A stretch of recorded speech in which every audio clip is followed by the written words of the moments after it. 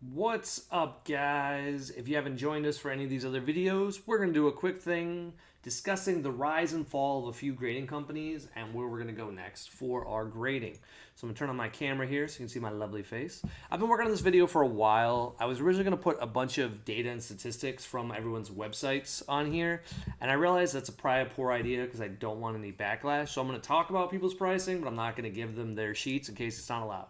We're going to talk about the three big ones now. And that's right, there's three. There used to only be two.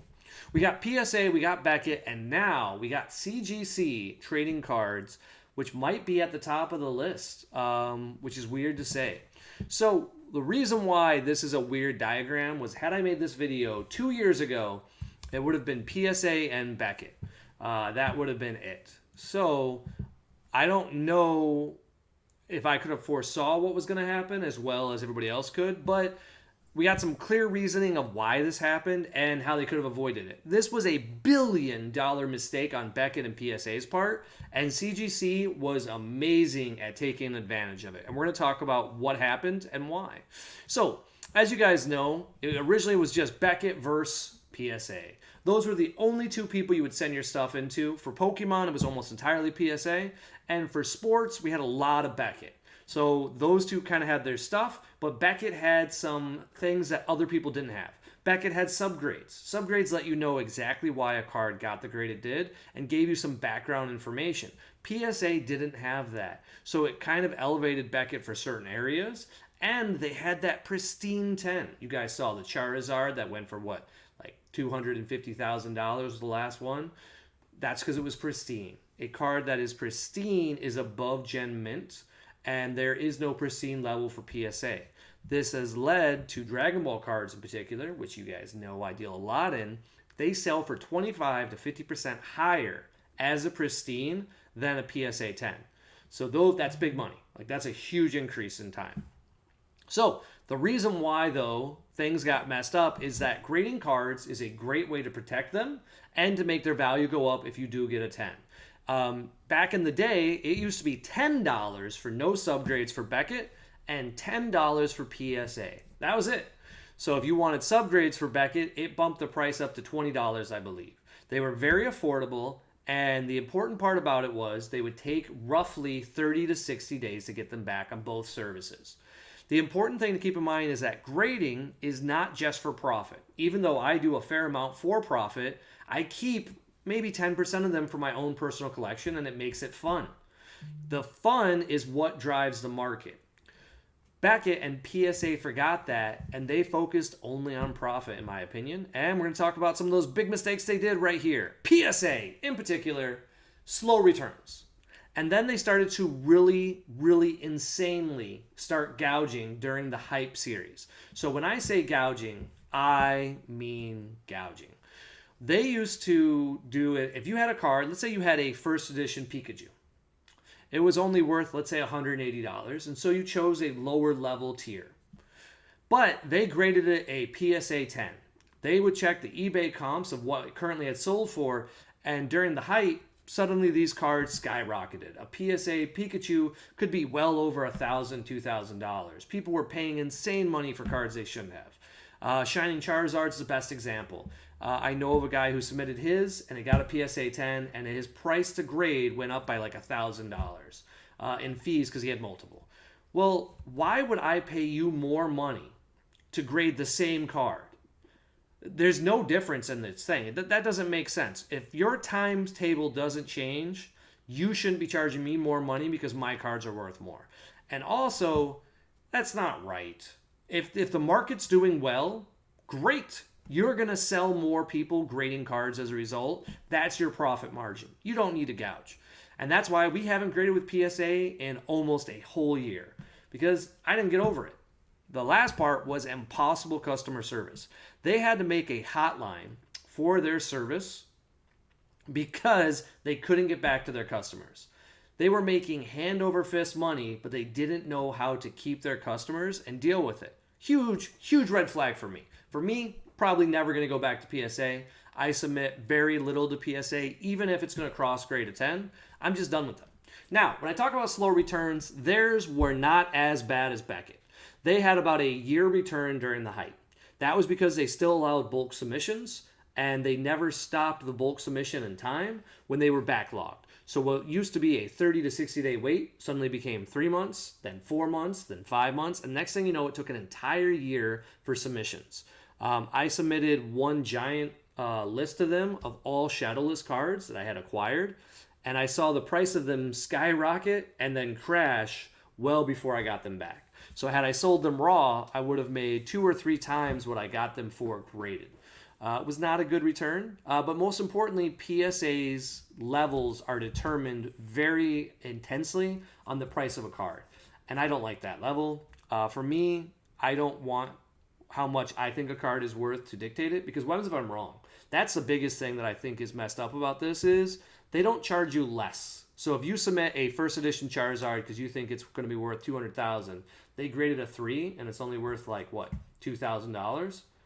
You still paid a crazy amount of a rate for it. And you won't get any subgrades, so you don't even know why you got a bad grade. All right. Also, the other thing to keep in mind is they don't do half grades, which I hate about PSA, but that's not anything they did wrong. But they only do it for like 8.5s and certain numbers. But enough about PSA. That's what went wrong for PSA, though. They were the gold standard of Pokemon grading up until that point, though.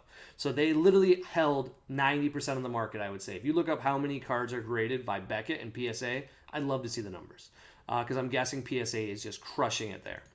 So then we had Beckett. Beckett had incredibly slow returns as well. Theirs, on average, took me 14 to 15 months to get it back during the height. So over an entire year plus 4 months took me to get an economy submission back. The cool part about Beckett, though, they didn't gouge on any of those submissions, and if a card was worth more during or after the height, it still was the original price. So I submitted 150 cards under the $10 submission, and although it took 15 months, 16 months, whatever it was, it took forever, it felt like. I got the cards back. I had a few black labels. They were in great condition still. They did a good job of holding on to them. Unlike PSA, they were able to respond via email. I would email them monthly, hey, what's going on with my submission? And they would be like, oh, you're 6,742 on the list. You know, it obviously didn't move up a lot, but they worked on it. The problem I had with Beckett during that same time frame was also gouging. They raised their economy submission from $10, I believe, up to $35, and then down now recently to $25. So it went up, and then basically they didn't even have an economy submission because the lowest tier was called standard, which I think was $50, because they didn't want your orders because they had too many of the backlogged orders. The gouging part for them was very different. It wasn't as bad, and it's one of the reasons why I still like Beckett, because it was smart business, but not great for people who had already sent their cards in. What they did was they said, hey, we have too many standard submissions, so we're only going to open up express and premium. If you want to pay these crazy rates, because they went all the way up to $250 a card to submit under premium, they said, yeah, we'll get your cards back to you ASAP. But if they're not a priority, you should wait. Now, the problem with that is that let other companies come in. Because like I said, the fun atmosphere is huge for grading. People don't talk about it. They don't enjoy it as much as they enjoy those returns of big finances. But the reality of it is, it feels good to just get a card back that you can keep and enjoy for your collection. You can't do that at $250 very easily unless you're making some crazy big money. You need bulk submissions to get in a few things that you just want to send away. Otherwise, you're taking huge risk every time. And it's just not enjoyable. It ruins a great deal of the fun. So that's where the billion-dollar mistake comes in. They let these guys show up. CGC Trading Cards. We've done a few submissions with them. They have nice-looking slabs. Important feature. They have the fastest returns back in the day. So when everybody else couldn't do a year to 2 years, these guys were at 3 to 6 months. Now, that's still not good. That's still not an impressive return. Like, you can't be like, ha, it's only 3 months of a wait. That's a really long wait to get your stuff back. But when somebody else is at over a year, you look like you're sprinting at that point. When they came into the scene, they were less than $10 to grade. Now, they charged $10 specifically, and then what you could do was have a premium level that would get 15% off. If you did that level, it was $8.50. Now, on top of that, dealers and people who submitted above 500 cards a month, I believe they only paid $7 a card to get graded. So when everybody else is gouging, these guys slid in, and as a result, they were able to come through and just all of a sudden, they went from being a nobody in the world of trading cards to being big. Now, of course, you've heard of CGC grading before. They do all kinds of other stuff, most notably comics. That's where we get all of our comics authenticated through them. But this let them skyrocket themselves because there was an opening and they took advantage of it. So now when you look at this 3v3 match, you all of a sudden see CGC still doing well. We just did a submission to them. I posted that video a few minutes ago. And the reality of it was I was very happy with my submission for what I submitted. They were bulk submissions. They weren't the most expensive cards, and they were meant to just be cool-looking stuff for an autograph signing. I don't want to submit a bunch of cards for a signing event that are super expensive. I don't want them all to be SCRs or anything like that, but I want them just to be cool art that have cool stories behind them, like the movies and stuff. CGC got them back to me in almost a 45-day turnaround. That's very good. And that's from when they got it to when it was shipped. So that's, hey, if I have an event coming up, I know if I have 60 to 70 days ahead of time, they're going to get my stuff back, and it's going to be at an affordable rate. We don't know what the economy for bulk submissions for Beckett is running at yet because I haven't got all of them back yet. I got a few back from August, but like 1 or 2 out of, let's say, 8. So some are going quick, but it has to be a lower amount. This was 55 cards. 55 cards is not a small amount. That is a big order.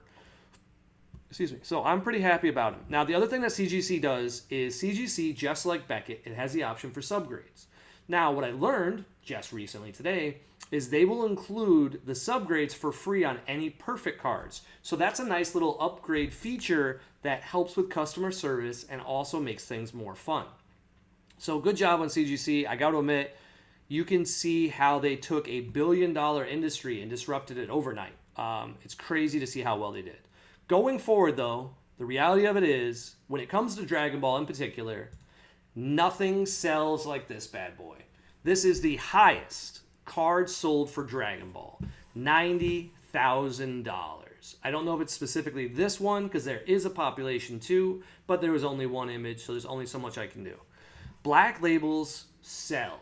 It's the reality of it. When you're looking at cards, I pulled these from eBay. It doesn't matter which character it is, as long as it's a Saiyan, they look phenomenal. Look at this artwork here. We've got a black label metal card. This is by Bromath. If you see him on Instagram, this guy's always throwing the fire. And look at it next to a top 16 beautiful print.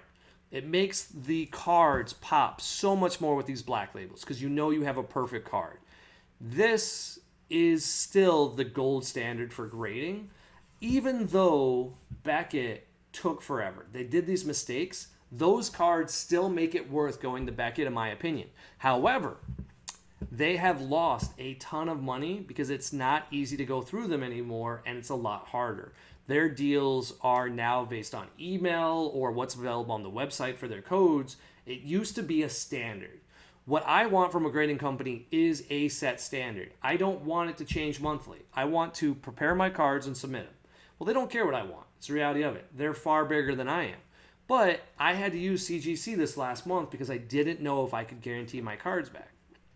Now, think about it. That was 4 black labels I missed out on if those cards were in fact perfect. I would love instead to have 4 black label Raleighs for my signing event than 4 perfects from CGC.